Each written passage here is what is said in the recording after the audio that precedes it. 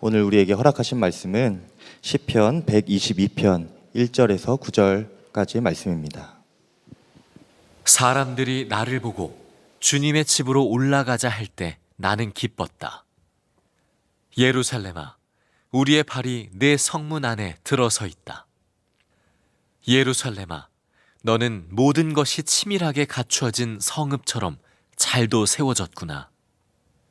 모든 지파들, 주님의 지파들이 주님의 이름을 찬양하려고 이스라엘의 전례에 따라 그리로 올라가는구나. 거기에 다스리는 보좌가 놓여 있으니 다윗 가문의 보좌로구나. 예루살렘의 평화가 깃들도록 기도하여라. 예루살렘아, 너를 사랑하는 사람들에게 평화가 있기를, 내 성벽 안에 평화가 깃들기를, 내 궁궐 안에 평화가 깃들기를 빈다 하여라. 내 친척과 이웃에게도 평화가 너에게 깃들기를 빈다 하고 축복하겠다. 주 우리 하나님의 집에 복이 깃들기를 빈다. 아마 여러분도 보셨겠지만 지난 주간 우리나라 TV 유명한 시사 고발 프로그램에 우리 한국교회의 대표적인 교회 한 교회의 고발이 있었습니다. 그 녹화 영상을 보면서 정말 너무나 마음이 무너졌습니다. 저는 오늘 설교하기가 어렵다고 생각이 들었습니다. 무슨 설교를 할 수 있겠습니까?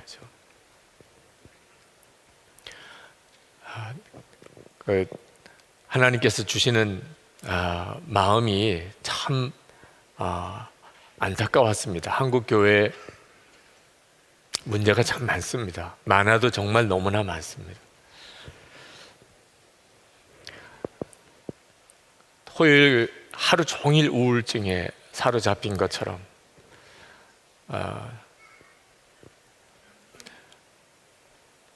그렇게 정말 마음이 눌려서 지냈습니다. 그런데 여러분, 한국 교회에 문제가 많지만 그래도 교회를 정말 소중하게 생각하셔야 합니다. 오늘 하필이면 나눠야 될 주제가 교회입니다. 이 설교를 위해서 굉장히 많이 기도했습니다. 하나님께서 제 마음에 그래서 더 설교해야 한다고 하셨습니다. 교회 여러 가지 문제가 많지만 그러나 우리에게 있어서 너무나 중요한 것이 교회입니다. 우리의 신앙에 결정적인 영향을 끼치는 곳이 교회이기 때문에 그렇습니다. 그래서 9절에 다윗이 시편 122편을 기록한 다윗의 기도가 더 절절히 마음에 와 닿았는지도 모릅니다. 주 우리 하나님의 집에 복이 깃들기를 빈다. 정말 그렇습니다. 주님의 몸된 교회에 하나님의 복이 있기를 우리가 다 같이 기도해야 하겠습니다. 다윗은 누가 성전에 올라가자 그러면 너무 기뻤다고 그랬습니다. 1절에 보면 사람들이 나를 보고 주님의 집으로 올라가자 할 때에 나는 기뻤다. 이건 순례자들의 공통된 마음입니다. 예루살렘을 향하여 가는 발걸음이 가벼운 것은 그 성전을 보고 싶은 기쁨 때문이죠. 그리고 예루살렘에 도착해 보니까 예루살렘 성읍이 너무 아름답게 느껴졌습니다. 3절에 보면 예루살렘아, 너는 모든 것이 치밀하게 갖추어진 성읍처럼 잘도 세워졌구나. 그 예루살렘에서 만난 이스라엘 각처에서 온 12지파에서 온 수많은 순례객들이 얼마나 사랑스럽고 또 반가운지 4절에 이렇게 노래했습니다. 모든 지파들, 주님의 지파들이 주님의 이름을 찬양하려고 이스라엘의 전례에 따라 그리로 올라가는구나. 우리가 성지순례 가면 다 이 말씀을 그대로 느끼게 됩니다.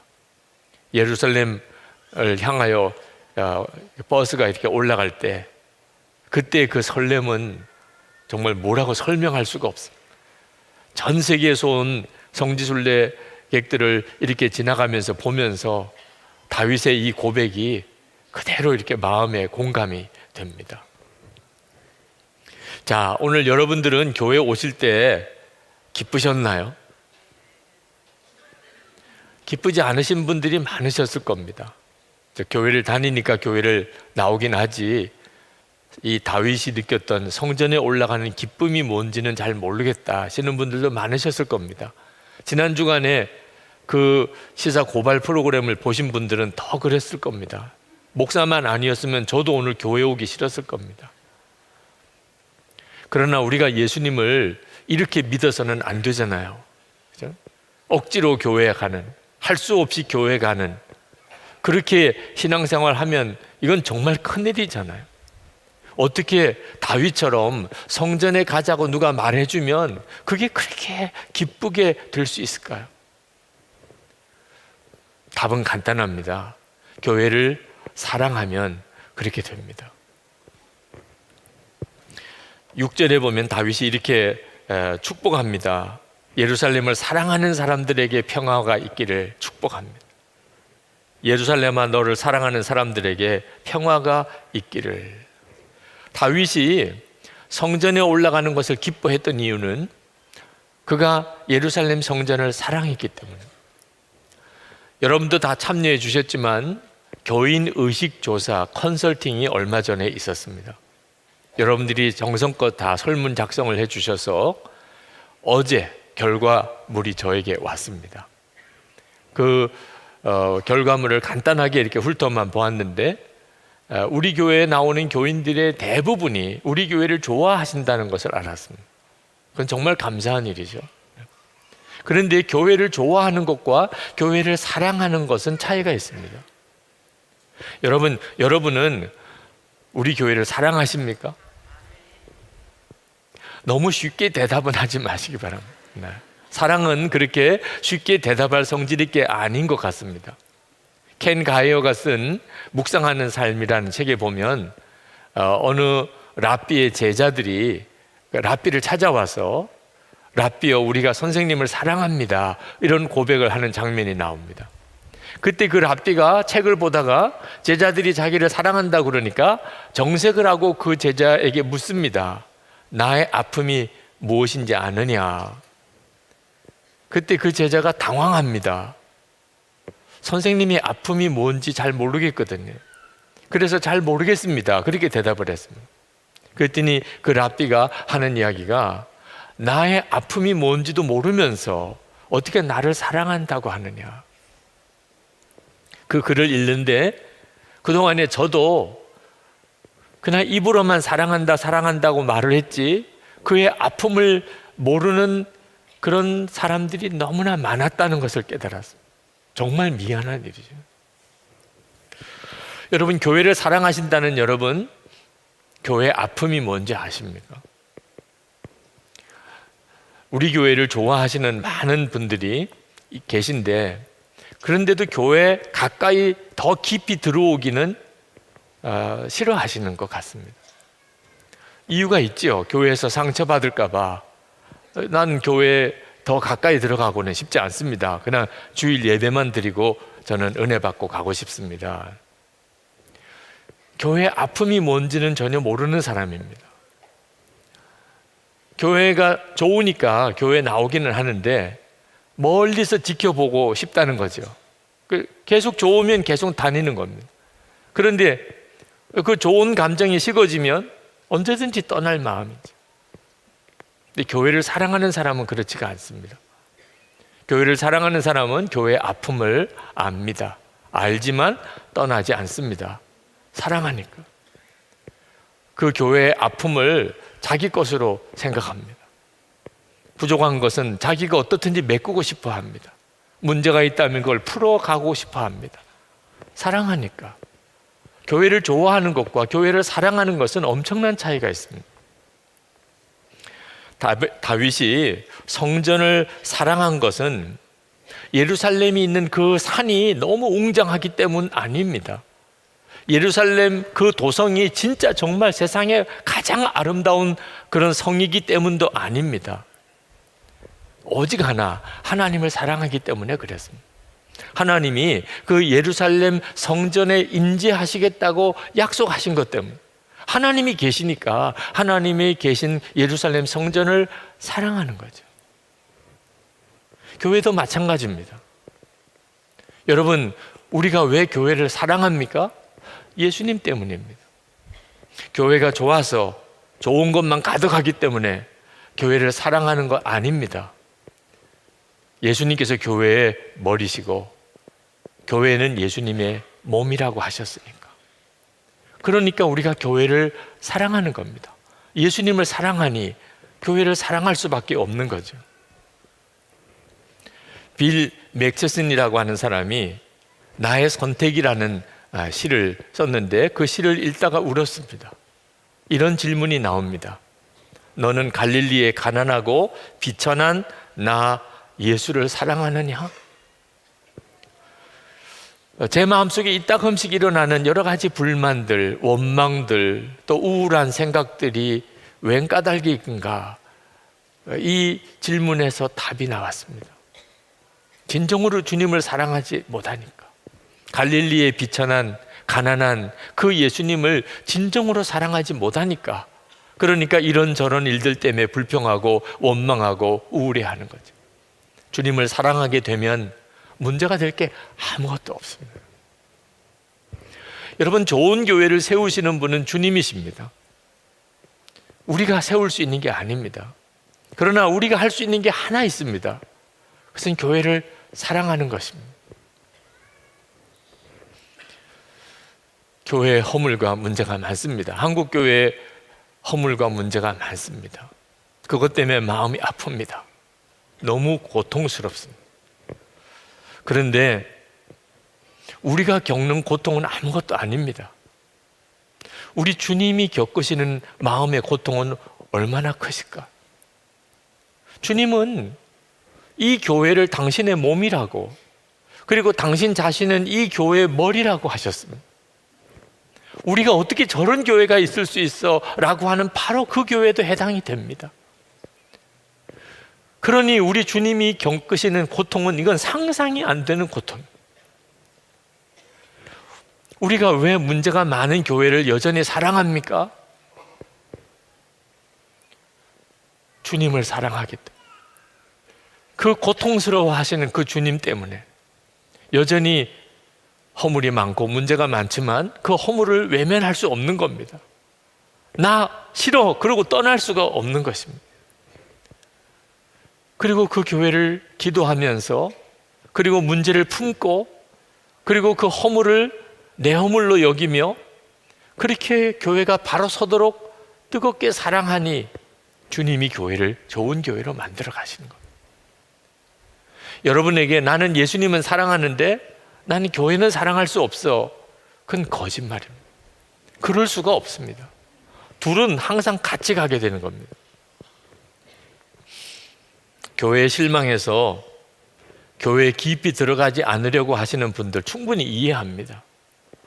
얼마나 마음이 아프고 그동안에 받은 상처가 크고 부담스러우면 그렇게 하겠습니까? 그런 분들은 더 이상 교회에서 상처받을 일이 없을 겁니다. 왜? 깊이 들어가지도 않았으니까. 그러나 한 가지 기억하셔야 됩니다. 하나님이 교회를 통해서 주시는 은혜도 그는 받지 못합니다. 5절 말씀에 보면 다윗이 하나님께서 엄청나게 복을 주셨음을 그가 이렇게 간증합니다. 거기에 다스리는 보좌가 놓여 있으니 다윗 가문의 보좌로구나. 하나님께서 다윗 가문을 엄청나게 축복하셨습니다. 이유는 다윗이 성전을 사랑하는 자였기 때문에. 그는 하나님의 성전을 짓고 싶었습니다. 근데 하나님이 허락지 않으셨습니다. 그럼에도 불구하고 그는 성전 지을 수 있는 모든 준비를 자기가 다 했습니다. 그 아들 솔로몬이 성전을 지었죠. 그러나 하나님은 성전을 사랑하는 다윗의 마음을 받으셨습니다. 그래서 다윗의 가문을 형통하게 하셨습니다. 다윗의 가문에서 예수 그리스도가 나게 하셨습니다. 하나님의 성전을 사랑하는 자를 하나님께서 그렇게 복을 주셨습니다. 여러분, 이것은 교회에도 똑같이 적용이 됩니다. 하나님은 지금 교회를 사랑하는 자를 찾습니다. 도대체 누가 교회를 사랑하는가 하는 것을 찾으십니다.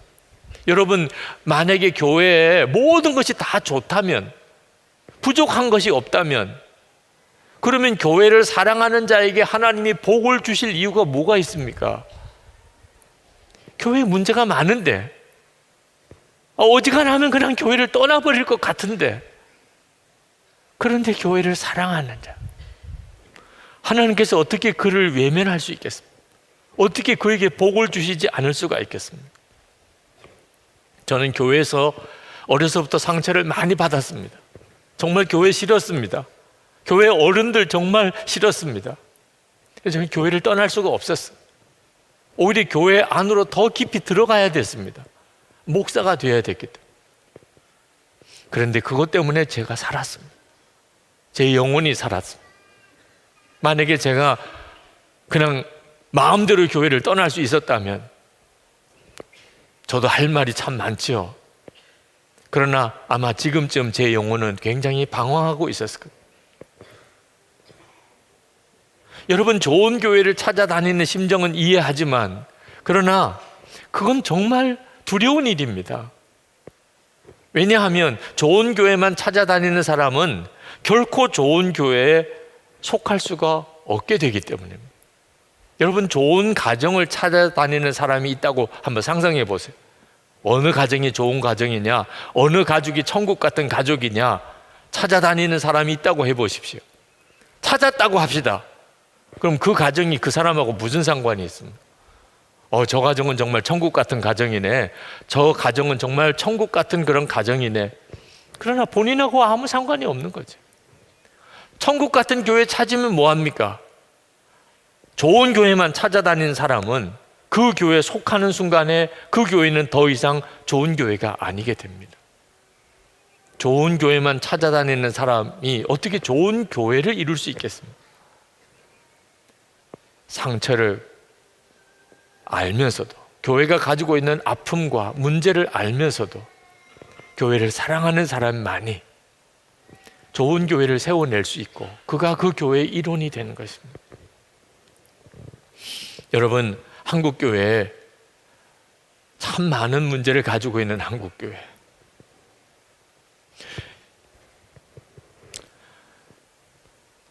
여러분 사랑해 주셔야 됩니다. 지난 주간에 하필이면 그런 보도가 나는 것을 이렇게 보면서, 하나님 왜 하필이면 이 주일에 이 설교를 해야 합니까? 교회를 향한 설교를 할 거면, 그것도 교회를 사랑하라고 하실 거면 어떻게 이런 상황을 만드실 수 있습니까? 정말 어제까지만 해도 설교 준비는 했지만 설교할 수 있는 마음의 자신이 없었습니다. 마가다락방에서 1시간을 기도하는데 하나님께서 제 안에 그래서 설교해야 한다는 말씀을 주셨어요. 지금이 딱 그 설교를 해야 될 때라는, 교회에 대한 마음이 다 무너져 있는 때, 교회에 대해서 절망하는 때, 한국교회에 정말 희망이 있을까? 이런 상황에서 교회를 위해서 교회에 복이 있기를 기도하라고 하는 이 말씀을 전해야 한다는 것입니다. 여러분, 예수님이 이 땅에 오실 때 영적인 상태가 어땠는지 아십니까? 400년 이상 하나님의 계시가 임하지 않았습니다. 구약의 말라기 선지자의 말씀이 있은 이후에 400년 동안 하나님의 말씀이 이 땅에 임하지 않았습니다. 영적으로 완전한 암흑기였습니다. 예루살렘 성전에는 헤롯 성전이라는 괴물 같은 건물이 들었었습니다. 예수님이 그곳에서 채찍으로 휘둘러서 다 내쫓아야 될 정도로 제사장들의 탐욕의 도구가 되어버렸습니다. 그랬던 그때에 예수님이 오셨습니다. 우리에게 교회를 사랑해야 된다는 메시지가 언제 필요하죠? 교회가 가장 비참해 보일 때입니다. 문제투성이일 때, 교회로부터 가장 상처를 많이 받았을 때, 그때 우리가 들어야 됩니다. 교회를 사랑하라. 여러분, 교회를 위해서 특별히 기도해야 합니다. 정말 기도해 주셔야 됩니다. 매일 합심 기도문 나가는 곳에 세 번째 기도 제목이 한국 교회를 위한 기도입니다. 여러분 중에는 현실감도 없고 그런 시급함도 느끼지 못하는 분들도 있으실 겁니다. 내가 지금 한국 교회를 위해서 기도할 처지야? 그러나 해야 합니다. 한국 교회를 위해서 기도가 없으면 한국 교회 소망 없습니다. 6절 말씀에 다윗은 이렇게 기도 요청을 합니다. 예루살렘아, 예루살렘의 평화가 깃들도록 기도하여라. 예루살렘아, 너를 사랑하는 사람들에게 평화가 있기를, 내 성벽 안에 평화가 깃들기를, 내 궁궐 안에 평화가 깃들기를 빈다. 예루살렘은 수많은 이웃 강대국의 공격을 늘 받았습니다. 예루살렘을 차지하려고 수많은 나라가 전쟁을 하고 들어왔습니다. 아마 하나님이 특별히 구별하여 세운 성, 주님의 임재하심이 있는 성이기에 마귀가 그 예루살렘을 무너뜨리려고 그렇게 발악을 했던지도 모릅니다. 다윗은 일평생 전쟁터에서 살았습니다. 그래서 그 다윗은 정말 절절히 예루살렘의 평화를 위해 기도해 달라고 그래요. 예루살렘의 평화가 있기를 위해 기도해 달라고. 근데 여러분, 한국 교회도 꼭 같습니다. 한국 교회를 무너뜨리려고 마귀가 정말 발악을 합니다. 이 아시아권에서 한국 교회 같은 교회가 없습니다. 일본 교회, 중국 교회, 그리고 아시아에 있는 모든 교회 정말 은혜의 통로 역할을 하고 있습니다. 한국 교회는 마귀의 눈에 가시 같은 존재입니다. 아무런 허물이 없어도 한국 교회를 무너뜨리려고 역사할 텐데 허물이 생겼으니 정말 마귀는 춤을 춥니다. 춤. 한국 교회 무너지는 소리가 들리는 것 같습니다. 수많은 사람들이 교회를 떠나고 다시는 교회로 오고 싶지 않아 하는 그런 시대에 들어가고 있습니다. 여러분, 이런 상황에서 우리가 할 수 있는 일이 뭐죠? 정말 진실하게 기도하는 것입니다. 아니, 목사님, 우리 교회는 괜찮잖아요. 여러분, 그렇게 말하면 안 됩니다. 내 교회, 남의 교회 없습니다. 다 주님의 교회입니다. 여러분이 어떻게 저런 교회가 있을 수 있어? 그 교회가 곧 우리 교회입니다. 우리는 다 주님 안에서 한 교회입니다. 그 허물이 우리 허물입니다. 그 잘못이 우리 잘못입니다.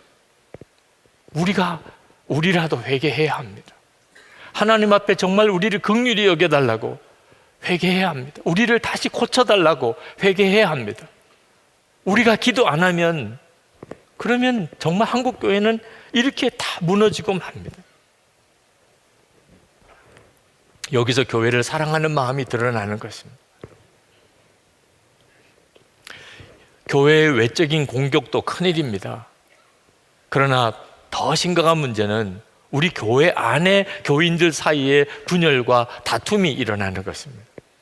우리 교회 안의 평화도 이건 대단히 큰 기도 제목입니다. 어떤 분은 잘하자고 싸우는 분도 있습니다. 괜히 교회 안에서 싸움이 있겠습니까? 다 잘해보자고 싸우는 거죠. 다 교회 잘 되자고 서로 주장하다가 보니까 서로 그렇게 다툼도 생기는 거죠. 그런데 주님의 마음을 생각해 보시기 바랍니다. 불의를 용납하자는 거 아닙니다. 싸우지 말자 그러니까 불의도 그냥 받아들이자, 그건 말도 안 되는 것입니다. 그러면 교회는 정말 소망 없습니다.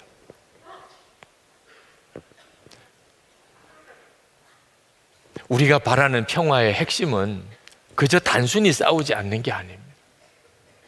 하나님의 임재하심을 우리가 정말 바라보는 것입니다. 하나님의 임재하심을 바라보니까 싸울 수가 없는 것입니다. 우리 각자가 주님이 우리와 함께 계시는 것을 정말 바라보고 사니까, 그러니까 우리가 서로 싸울 수가 없게 되는 거죠.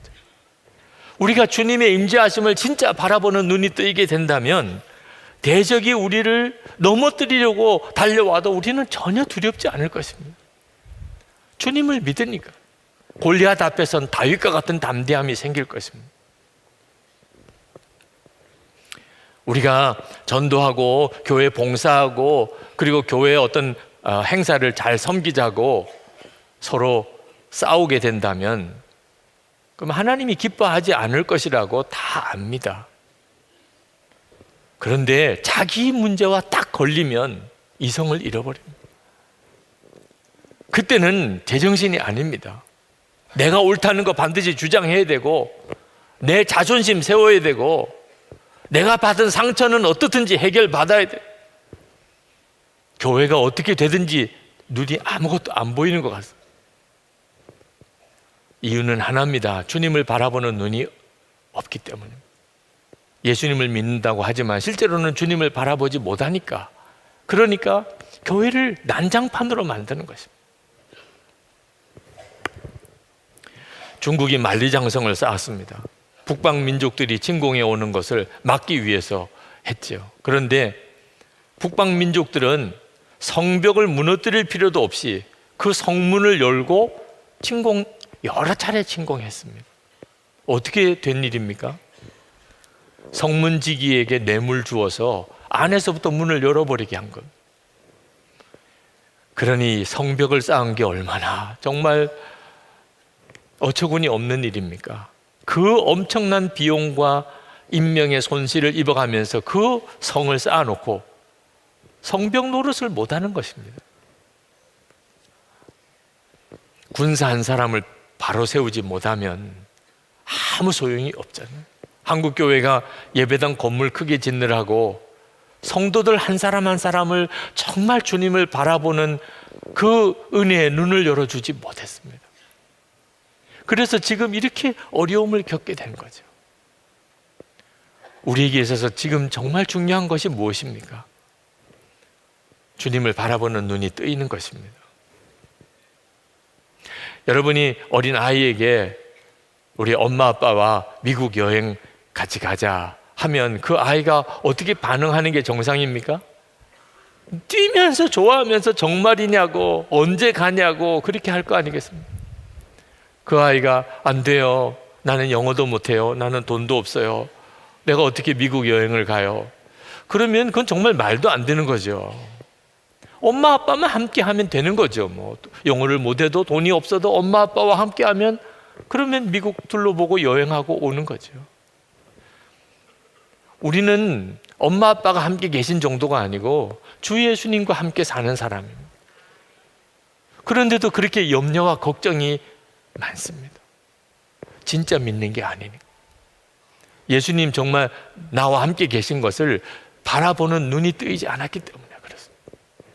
저도 목사가 되었지만 마음에 평안이 없었습니다. 계속 스트레스요, 부담이요, 그리고 마음의 두려움과 염려였습니다. 예수님을 인격적으로 영접할 때, 주님을 만나고 영접할 때까지 그랬습니다.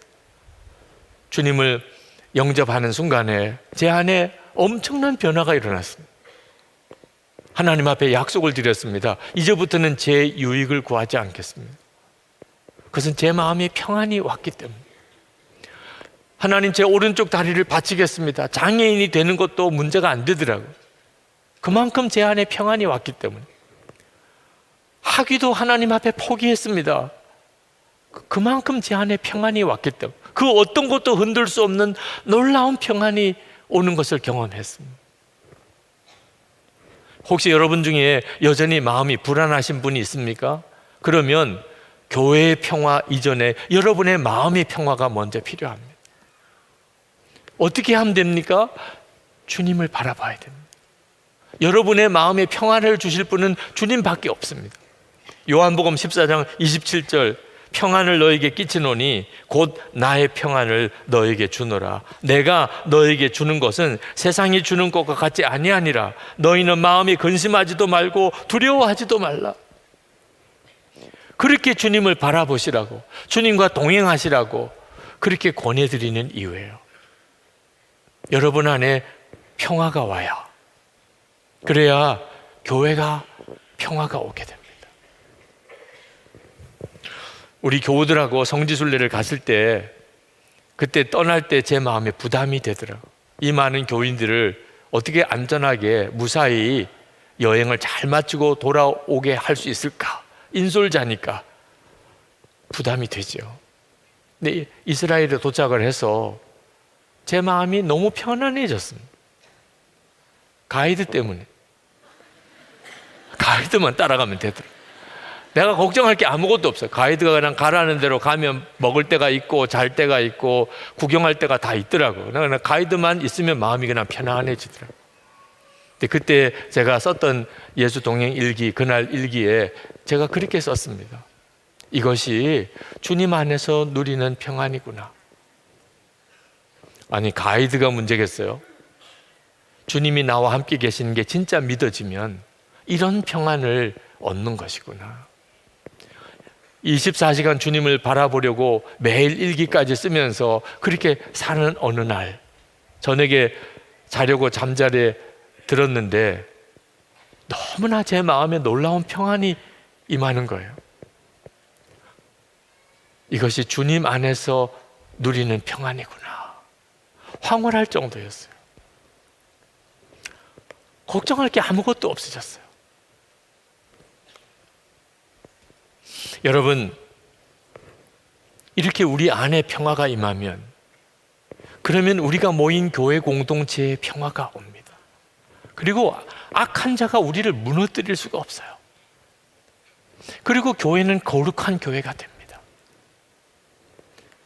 그때 우리의 삶의 모든 영역에 하나님의 평화가 임하게 됩니다. 8절에 내 친척과 이웃에게도 평화가 너에게 깃들기를 빈다 하고 축복하겠다.